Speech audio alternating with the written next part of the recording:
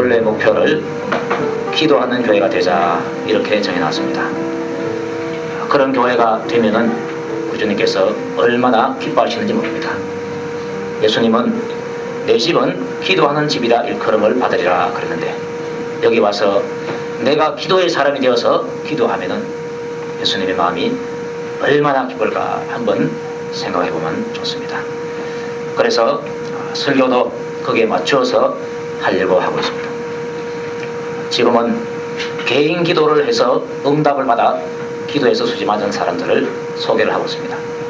첫 번째는 요나를 말씀드렸고, 두 번째는 야곱을 말씀드렸고, 오늘은 한나를 말씀드리고자 합니다. 개인 기도가 끝나면은 그 다음에 합심해서 기도해서 응답받은 사람들의 이야기도 말씀드리고, 그 다음에 중보기도에 대해서도 말씀드리고, 그 다음에 금식기도에 대해서도 말씀드리고, 차례로 여러 가지를 말씀드리고자 합니다. 오늘은 한나의 기도를 보겠습니다. 한나는 사무엘을 낳았기 때문에 우리에게 알려져 있는 인물이지 원래는 평범한 한 주부였습니다.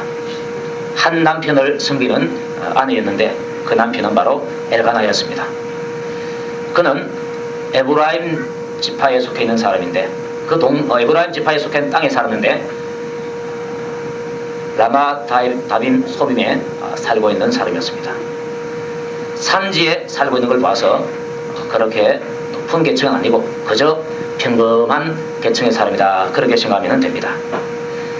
이 사람이 하나님께 대한 믿음이 있는 사람이었기 때문에 해마다 하나님 앞에 경배드리기 위해서 성막이 있는 실로에 가서 제사를 드리고 하나님께 경배를 드렸습니다. 이들이 살았던 시대는 사사시대인데 그 당시 사람들의 특징은 자기 소견에 옳은 대로 행하는 그러한 사람들이었습니다. 그러니 하나님을 믿고 싶으면 믿고 싫으면 말고 자기 마음대로 신앙생활하고 또 하기 싫으면 그만두고 자기 마음대로 하는 그러한 시대였습니다. 이러한 시대에 하나님을 잘 경배드리는 사람은 드문 사람이었습니다. 그 드문 사람 가운데 이 엘가나의 가정이 포함되어 있었습니다. 그런데 그 가정에 문제가 있습니다. 식구들이 싸워서 편치를 못합니다. 왜 그런가 보니까 남편은 하나인데 아내가 둘입니다. 한 아내는 한나고 다른 아내는 은나입니다. 한나가 첫째 부인인데 결혼을 했는데 아기를 낳지 못해서 둘째 부인을 얻었는지는 모르겠습니다. 그러나 한나가 아기를 낳지 못했습니다. 그때 둘째 부인은 아기를 쑥쑥 잘 낳았습니다. 그러니까 아들을 낳아서 가지고 있는 이 본인나는 기세가 등등해지고 아들을 낳지 못한 한나는 풀이 죽어 있는 상태가 됐습니다. 그런데 자기 남편인 엘가나는 자기보다도 한나를 더 사랑하는 것이 눈에 띄도록 보입니다. 제사 드리고 나서 분깃을 자기에게 나눠주는데 자기하고 자기 자녀들에게 주는 거 하고 한나하고 비교해보니까 한나는 2배가 많습니다. 이렇기 때문에 본인나가 그러지 않아도 굉장히 스트레스를 받는데 더 스트레스를 받아가지고 한나를 구박하게 되었습니다. 못살게 굴었습니다. 한나의 속을 자기 굵은 손톱으로 날카로운 손톱으로 바글바글 끓는 그러한 말을 하고 그러한 폭언을 해댔다는 겁니다. 이렇게 되니까 한나가 얼마나 스트레스를 받았는지 모릅니다. 그야말로 죽고 싶었습니다. 말하기를 심히 격동하여 범명케 되었다 그랬습니다. 심히 격동했다는 말은 속에서 천둥 소리가 날 정도로 마음이 괴로웠다는 것입니다. 그런데 우리가 이 속이 침울한다 그런 말을 하죠. 그 침울 날 정도로 그렇게 한나의 속이 괴로웠습니다. 그렇게 되니까 속상해서 엉엉 웁니다. 속이 상해서 엉엉 웁니다. 앞에 맛있는 고기가 나와 있지만은 그 고기를 먹지 못합니다. 속이 너무 상해서 눈물만 나오고 통곡만 나오지 먹지를 못하는 것입니다. 어떻게 해서 한나가 이런 시체가 됐나? 어떻게 해서 한나가 이런 시체가 됐는가? 아기를 낳지 못해서 그렇습니다. 시집을 갔는데 가자마자 임신을 해서 떡두꺼비 같은 아들을 쑥쑥 낳으면 큰 소리를 뻑뻑 치면서 살 텐데 아기를 낳지 못하니까 너무너무 서름을 당하는 것입니다. 어디 가서 말도 못하는 것입니다. 제 가정 이야기지만은 제 아내가 윤덕이를 딱 낳고 나서 천군만마를 얻은 기분이 든다, 그런 말이에요. 아마 저 잔호마도 그렇고 또 우리 동국이 엄마도 그렇고 아마 다 아들 낳았기 때문에 천군만마를 얻은 것처럼 그렇게 큰 소리를 팍팍 친 것입니다. 그러나 이 한나는 그렇지를 못했습니다. 못 낳았어요. 한나가 왜 아기를 못 낳는가 보니까 그가 뭐 신체적인 구조가 잘못되어서 그가 무슨 병이 있어서 못 낳은 것이 아니라 성경을 보니까 여호와께서 그로 하여금 성태지 못하게 했다 그랬어요. 하나님께서 아기를 안 줬다는 것입니다. 우리는 보통 생각하기를 결혼만 하면은 뭐 아들 낳고 딸 낳고 다 살지 그렇게 생각하는데 다들 그렇게 해놓기 때문에 그런데 실은 하나님께서 그 가정에 허락을 해야 그 사람이 아기를 가질 수 있어요. 허락 안 하면 못하죠. 그래서 아기를 가지고 아들 딸을 낳아서 키우고 있는 사람은 하나님께서 나에게 이런 복을 주셨구나 감사를 드리라는 것입니다. 그런데 이 복을 한나가 받지 못했습니다. 하나님께서 아기를 안 주시니까 낳지 못하는 것입니다. 건강해도 낳지를 못하는 것입니다. 왜 하나님께서 한나를 그렇게 아기를 낳지 못해서 한나가 이렇게 심한 고통을 당하게 하시는가?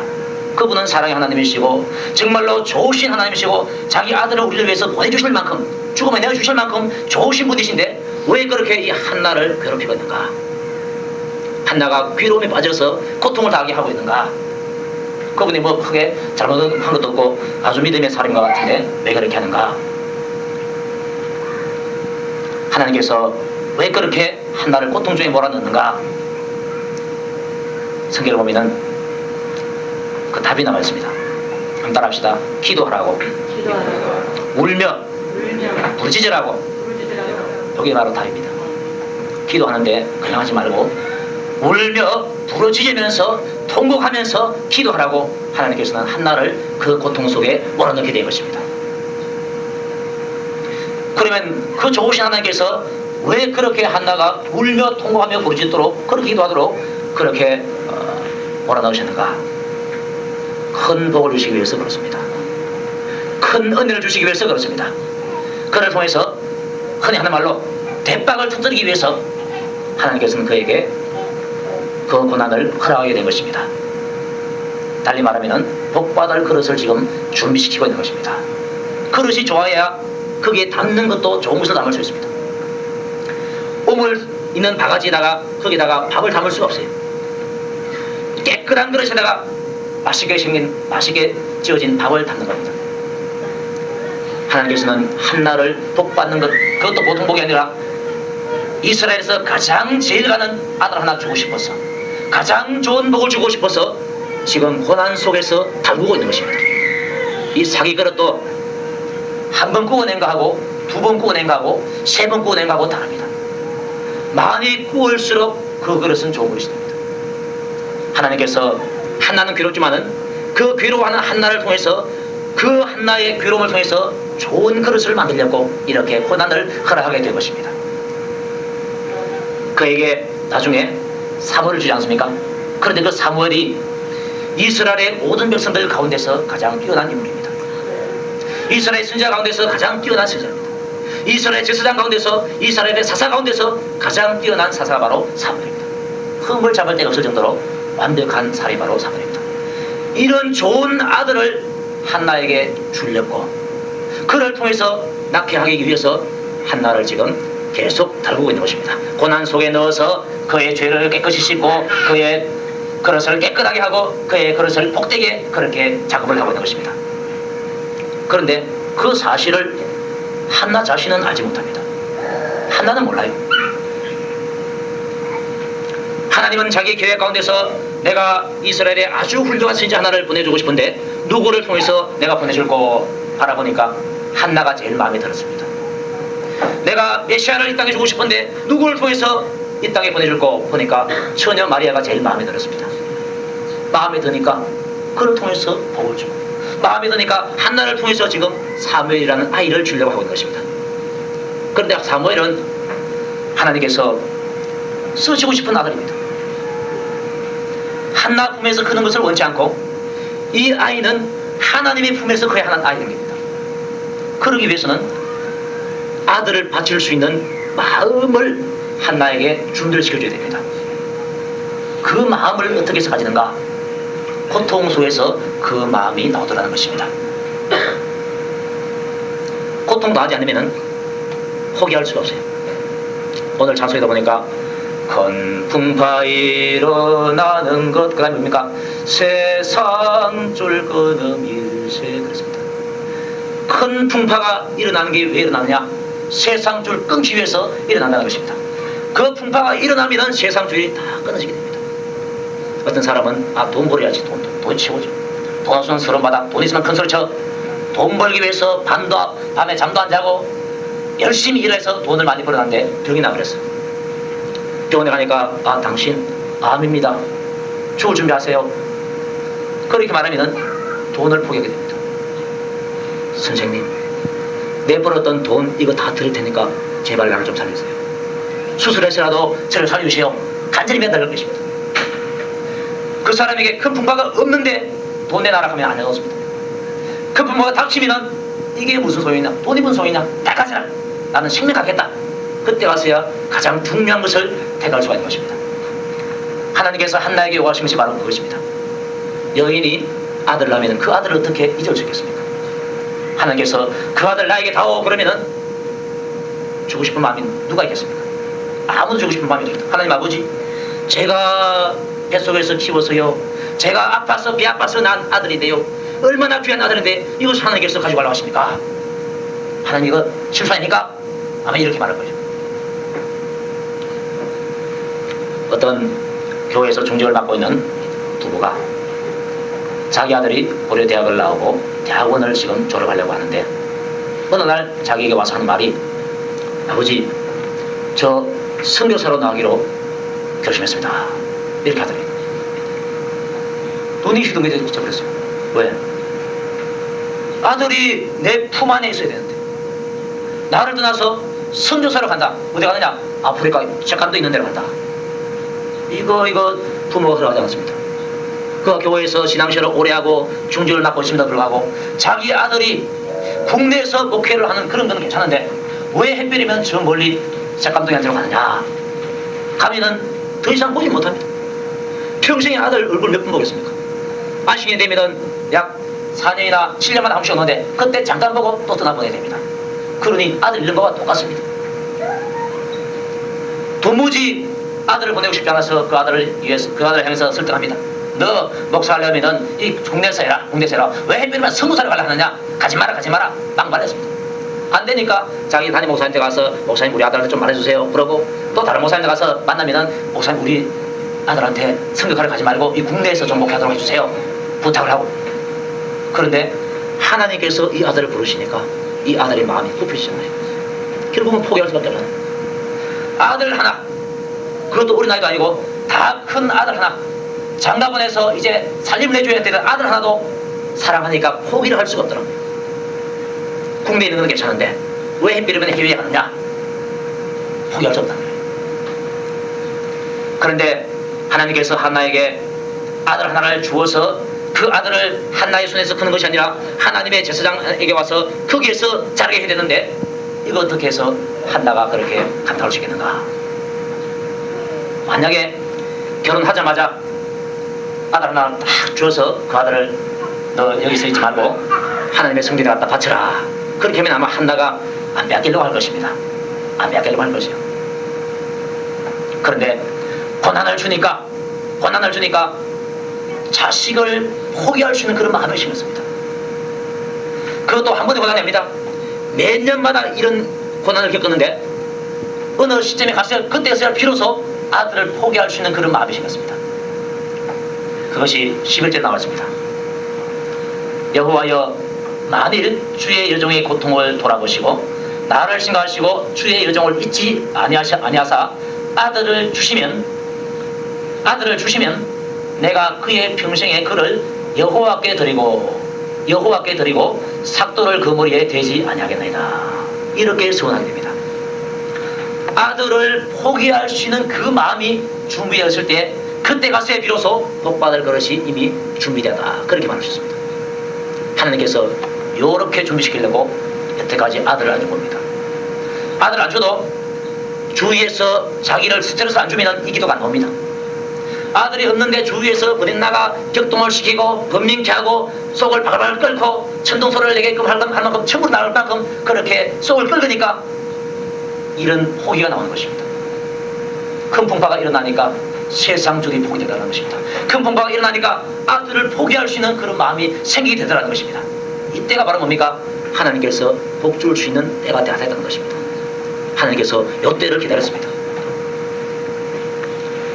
시험을 당하지 않으면 포기할 수 없는데 시험을 당하고 나니까 포기가 되더라는 것입니다. 은혜를 받기 전에는 내 자신을 하나님께 드릴 수가 없어요. 내가 가지고 있는 돈 1,000원도 하나님께 헌금하는 것이 아깝습니다. 그러나 은혜를 받고 나면 돈이 문제가 아니라 내 일생을 주님께 드리겠습니다. 이런 고백이 절로 납니다. 큰 풍파가 일어나면 은혜를 받으면 그 세상 줄이 다 끊어지고 천국의 줄이 딱 나에게 오게 됩니다. 주님의 사랑의 줄이 딱 나에게 매게 됩니다. 그래서 내가 사랑하는 주님을 위해서라면 내 모든 것을 드리겠고 내 생명까지 드리겠습니다. 순교자들이 바로 그런 신앙을 가지고 있어요. 그런 신앙을 가지고 있기 때문에 순교가 가능한 거예요. 어느 날 갑자기 나 순교하겠다. 순교자는 그렇게 해서 나오는 게 아닙니다. 우리나라에 순교자들이 참 많습니다. 그런데 그 순교자들 가운데서는 명단에 속한 사람 가운데서는 하늘에 가면은 명단에서 뺄 사람들이 많아요. 교회에 예배드리러 왔다가 일본 군사가 딱 막아가지고 불태워가 다 죽었다. 그거 다 순교자냐? 아닙니다. 거기는 순교하기 싫어서 나 살려주시오 하면서 외치다가 죽은 사람도 있을 거예요. 그런 사람은 순교가 아닙니다. 내가 주를 위해서 이 한 목숨 드리겠나이다. 이런 마음의 준비로 죽은 사람은 순교자가 됩니다. 극복하고 쏘하고 다른 거예요. 큰 풍파가 일어날 때에 순교자의 신앙을 가질 것입니다. 하나는 그 신앙을 가졌습니다. 아들을 포기하시는 그 마음, 자기 생명보다도 더 귀하게 여기는 그 아들, 그 귀한 아들을 하나님께 드려서 자기 것으로 삼지 않는 그러한 마음, 이 마음이 바로 복받을 수 있는 마음이라는 것입니다. 큰 풍파가 결국은 세상줄을 끊고 아들을 소유하고 하고 싶은 그 욕망을 끊게 되었다는 겁니다. 때문에 이 복이 이런 시험 후에 오기 때문에 너희가 시험을 만나거든 온전히 기쁘게 여기라 이렇게 말했습니다. 너희가 시험 만나거든 온전히 기쁘게 여기라 그랬습니다. 이 온전히 기쁘게 여기라는 말은 억수로 기쁘게 여기라는 말입니다. 억수로 따라합시다. 억수로 기쁘게 여기라. 억수로 기쁘게 여기라. 야, 내가 시험을 만나서 보니까 복이 터졌구만 이렇게 기뻐하는 것입니다. 그런데 시험을 만났다고 해서 다 복이 저절로 오는 것은 아닙니다. 이겨내야 복이 옵니다. 그 시험에 지면은 복이 안 가요. 지면은 고난만 당하고 아무런 유익이 없어요. 그 시험에서 이겨내야 고난이 복으로 바뀌게 되고 고난이 하나님께 주시는 은혜로 바뀌게 되는 것입니다. 그것을 이기는 비결이 뭐냐? 이기는 비결은 하나님께 부르짖는 것입니다. 이걸 통해서 이기는 수 있습니다. 여호와 하나님만 바라보면서 그분에게 나의 이 고난 중에서 당한 어려움을 구해내 달라고, 이 고난에서 나를 건져달라고 하나님 앞에서 부르실 때에 하나님께서는 그 고난 속에서 그를 이기게끔 해주게 되는 것입니다. 다윗도 고난받았을 때에 소리내어서 하나님께 간절하게 부르짖습니다. 어떤 애는 낮에, 어떤 애는 밤에, 어떤 애는 새벽에 간절하게 하나님께 소리내어 부르짖더니 하나님께서 그 기도를 들어주셨다는 겁니다.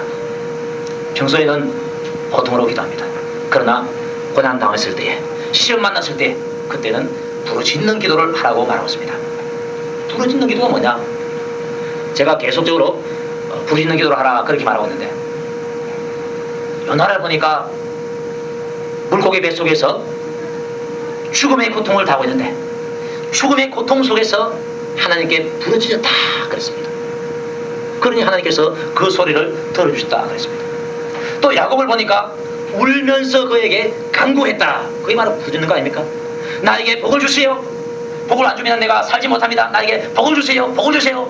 간절히 매달렸더니 하나님께서 천사를 통해서 그에게 축복을 한 것입니다. 고난받으니까 그 고난에서 이긴 사람을 보니까 다 부르짖는 기도를 한 사람이 이겼어요. 그냥 기도한 사람 말고 부르짖는 기도를 한 사람만이 이겼습니다. 그래서 부르짖으라는 것입니다. 한나가 나가는 시험, 이거 얼마나 힘든 시험인지 모릅니다. 속에 천불이 나는데, 그래서 자기는 부르짖게 되었다는 것입니다. 울면서 부르짖으면 시험은 물러가고 복이 옵니다. 울면서 부르짖으면 시험은 물러가고 복이 온다는 것입니다. 전심으로 마음을 다해서 힘을 다해서 부르짖는 기도, 하나님께서는 그 기도를 들으시기를 원합니다. 예수님도 십자가 고통을 어떻게 이길 것인가? 자기 마음은 그 고통이 너무 크기 때문에 지고 싶지 않는 마음이 있습니다. 그래서 하나님 아버지, 할만하시거든 이 잔을 나에게서 지나게 해주십시오. 지나게 하면 안 됩니까? 하나님은 안 된다라고 말합니다. 안 된다고 하기 때문에 그러면은 내가 그 시험을 이겨야지, 그 고난을 이겨야지, 이기기 위해서 기도를 하셨는데 땀이 땅에 떨어지는 핏방울처럼 땀이 거기다가 핏방울이 섞여서 떨어지는 그런 기도를 했다는 것입니다. 정말로 간절한 기도. 어떤 사람도 그런 기도를 할 수 없었는데 그런 간절한 기도, 고통의 기도, 울면서 심히 통곡하며 부르짖는 그 기도를 예수님께서 했을 때에 하나님께서 그 기도를 들어주셨습니다. 너희 십자가를 지게 되었습니다. 우리를 위해서 짓지 맞아주고 수치를 당하면서도 부끄러움을 즐거움으로 받아들이고 고통을 기쁨으로 받아들여서 능히 그 모든 것을 해내게 되었습니다. 어디에서 그 힘이 왔는가? 부르짖는 기도, 울면서 심히 그래서 그에게 힘을 주셨다는 것입니다. 천사가 나중에 도왔습니다. 자기 힘만으로 안 되니까 천사를 보내가지고 도와서라도 그런 기도를 하라, 그런 기도를 하라고 했습니다. 그걸 보면 하나님께서는 그 주님을 통해서 그런 기도를 받고 싶어서 그랬습니다. 그런 기도를 받고 싶다. 오늘날 내가 고난 다음에는 하나님께서 우리 보고 말합니다. 너가 울면서 부르짖으라. 그런 기도를 나에게 좀 해다오. 나에게 좀 해다오. 천사를 보내줄게. 내 힘으로 말고, 내 힘으로 전심을 부르짖는 것 이거 말고 천사를 보내서 이보다 더 크게 부르짖는 그 기도를 하나님은 듣기를 원하시기 때문에 그렇게 말씀하십니다. 그분이 왜 그런 기도를 듣고 싶어 하는지는 저도 모르겠어요. 그러나 그런 기도를 듣고 싶어 하시는 분이십니다. 그래서 울면서 부르짖을 때에 이 목에서 나오는 것이 아니라 귀에서부터 솟아나왔어. 창자가 막 요동할 정도로 그렇게 울면서 부르짖으라는 것입니다. 목이 쉴 정도로 그렇게 하라는 것입니다. 야곱의 기도, 목이 쉴 정도의 기도였습니다. 예수님의 기도, 목이 쉴 정도의 기도였습니다. 요나의 기도, 목이 쉴 정도의 기도였습니다. 한나도 마찬가지입니다. 예레미야 33장 3절에 너는 내게 부르짖으라. 내가 내게 응답하겠고 내가 알지 못하는 크고 비밀한 일을 내게 보이리라. 그렇게 말씀했습니다. 고난 당할 때에, 시험 당할 때에 그렇게 부르짖으라는 것입니다. 그런데 초기에 모든 것을 감지하고 부르짖으면 고시험을 좀 덜합니다. 그러나 나중에 말기쯤 가서 부르짖으면 고시험을 실컷 하고 부르짖게 됩니다. 애굽의 요셉의 후손들이 거기서 종사를 했는데 한 4대 만에 돌아올 수 있는 그러한 기간이 있습니다. 약 400년 정도 되면 돌아올 수 있습니다. 그런데 430년 후에 돌아오게 됐습니다. 왜 그렇게 30년 세월이 그냥 흘러가는가? 고통에서 흘러가는가? 그 답을 어떤 주석가가 찾아내기를 그들이 부르짖지 않아서 그렇다, 그렇게 말했습니다. 그 출애굽기에 잘 보면은 하나님께서 이스라엘 백성들이 당하는 그 고통을 봤다 그랬어요. 봤는데 보고 나서 건드린 것이 아닙니다. 그들이 간역자로 인해서 두드려 맞고 서름 당하고 짓밟히고 그 고통이 너무 커서 아이고 이제 못 살겠습니다 하면서 하나님께 우리를 살려달라고 부르짖을 때에 그때에 하나님께서 들었다 그랬어요. 하나님께서 이스라엘 사람들이 고통당한 다 알고 있어요. 다 보이지 않습니까? 전능하신 그분이, 전지하신 그분이 다 보지 않습니까? 다 알지 않습니까? 그런데 그냥 내버려 두는 거예요. 언제까지? 부르짖을 때까지. 하나님 그런 분이시네요. 구하라. 그러면 준다고 했어요. 하나님은 구하지 않아도 우리에게 필요한 것을 다 아시는데 하나님은 알지만 너 구해야 내가 주겠다. 그렇게 말씀하십니다. 그래서 우리는 하나님께 그 말씀을 듣고서 구해야 됩니다. 고통이 있으면 부르짖어야 됩니다. 부르짖을 때에 하나님께서 그 부르짖는 소리를 듣고 거기에서부터 구해주기 위해서 준비를 하는 것입니다. 모세를 준비하고 능력을 주고 이스라엘 백성들을 인도할 수 있는 능력을 주고 그렇게 해서 이스라엘 백성들을 끌어낸다는 것입니다. 부르짖으니까 하나님께서 그 소리를 듣고 움직이라는 것입니다. 하나님의 역사를 움직일 수 있는 것, 하나님의 보좌를 움직일 수 있는 게 뭐냐? 우리가 부르짖어야 된다는 것입니다. 부르짖어야 된다. 한나가 시험을 당했습니다. 시험을 당하니까 그 마음이 괴롭고 죽고 싶고 눈물만 나고 통곡이 나옵니다. 맛있는 고기가 있어도 먹지를 못합니다. 이러한 고통 속에서 한나가 한 일은 바로 기도였습니다. 기도를 하니까 10절에 보면은 여호와께 기도하고 통곡했다 그랬습니다. 통곡했다. 울며 부르짖는 기도를 했다는 것입니다.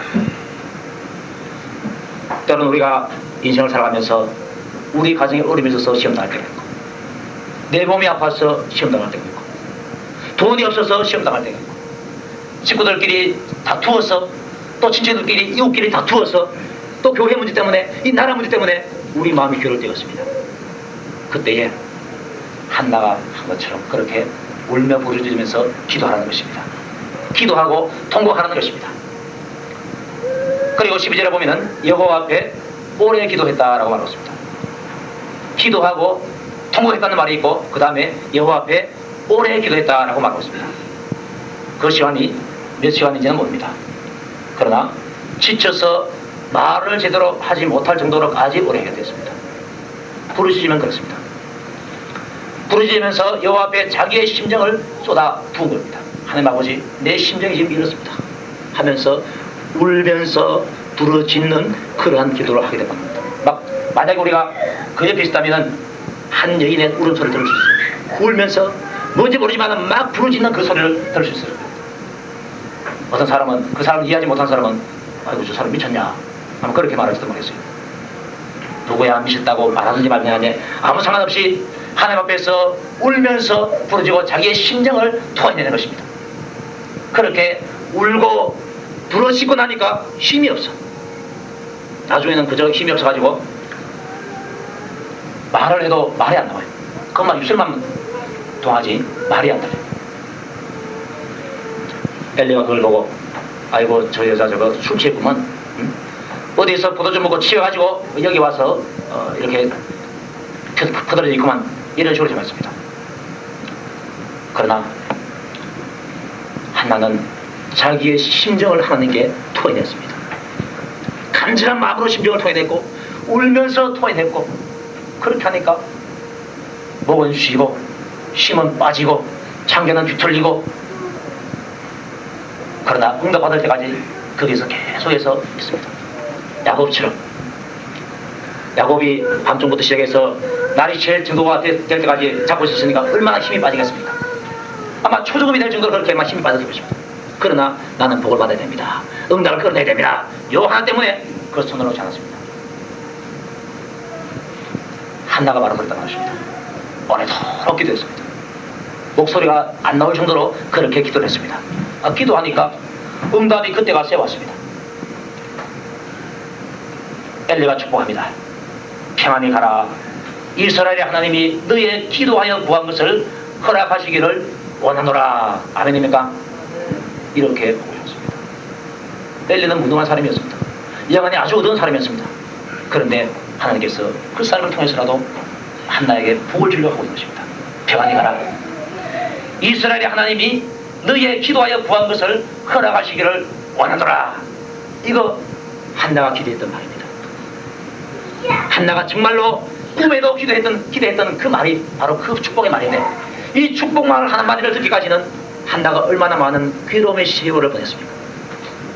그 괴로운 세월 속에서 얼마나 많은 부르짖음이 있었습니까?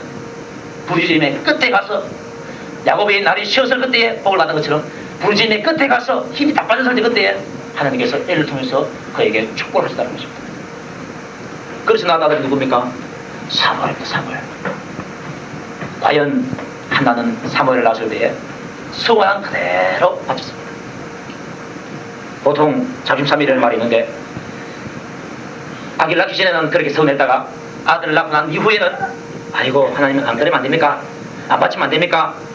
이거 어떻게 제가 피덩이 같은 내 살과 같은 이 아이를 어떻게 바칩니까? 그런데 하나는 사무엘을 딱 키우면서 젖을 뗐을 때에 한 2살이나 3살 정도 돼서 젖을 뗐다 그래요. 젖을 뗐을 때에 한 3살 정도 됐다 합시다. 그 아이를 엘리사한테 가져와서 내가 서운해서 난 아들이니까 당신이 이 아이를 맡아서 키우세요. 이거는 이 아이는 지 아이가 아니고 하나님께 서운해서 낳기 때문에 하나님의 아들입니다. 하나님께 드리겠습니다. 이렇게 하고 돌아가게 됩니다. 돌아가서 이 장에 보면은 기도하는데 얼마나 한나의 마음이 기쁜지 몰라요. 보통 같으면 우리가 생각할 때는 아마 떼놓고 힘들 걸 떼놓고 오니까 아마 더 힘들 것이다. 아마 울면서 통과하지 않겠는가 이렇게 생각할 텐데 이 장에 보니까 그게 아니에요. 너무너무 기뻐서 감사의 마음을 담고 하나님께 찬송을 하고 있습니다. 그 찬송이 어디서 나옵니까? 많은 고난 통해서 복의 그릇을 잘 준비하는 복에서 그 찬송이 나온다는 겁니다. 하나님께서 한나 한 사람에게 사무엘이라는 그야말로 훌륭한 아들을 주시기 위해서 준비를 시켜주었습니다. 그리고 그 복된 그릇에다가 그 아들을 담았을 때에 하나님께 다 드렸습니다. 드렸는데 들을 때에 기쁨으로 들을 수 있었습니다. 그만큼 하나님께서 한나를 준비를 시켰다는 것입니다. 능히 그것을 감당할 수 있는 믿음과 확신을 줬기 때문에 바치고 나서도 감사했습니다. 어떤 선교자는 자기의 몸을 하나님께 목숨을 내놓으면서 산소를 하면서 죽는 겁니다. 뭐야? 그만한 그릇이 준비되어 있기 때문에 그렇습니다. 그런 것이 준비가 되면 죽이다 그러면 알고 살라고 노력해요. 살라고 밟은 것입니다. 준비된 사람은 살라고 밟은 것이지 않습니다. 나는 하나님께로 간다. 오늘 내가 여기서 죽지만은 죽는 그 순간에 내가 하나님을 바라보면서 거기서 영원토록 주님과 함께 살 것이다. 나를 위해서 죽어주신 그분 앞에 내 목숨을 드리는 것만큼 영광스러운 것이 없다. 기쁜 마음으로서 충성하는 것입니다. 그게 어디서 나오냐? 준비된 그릇에서 나옵니다. 하나님께서 한나를 준비시켜줬습니다.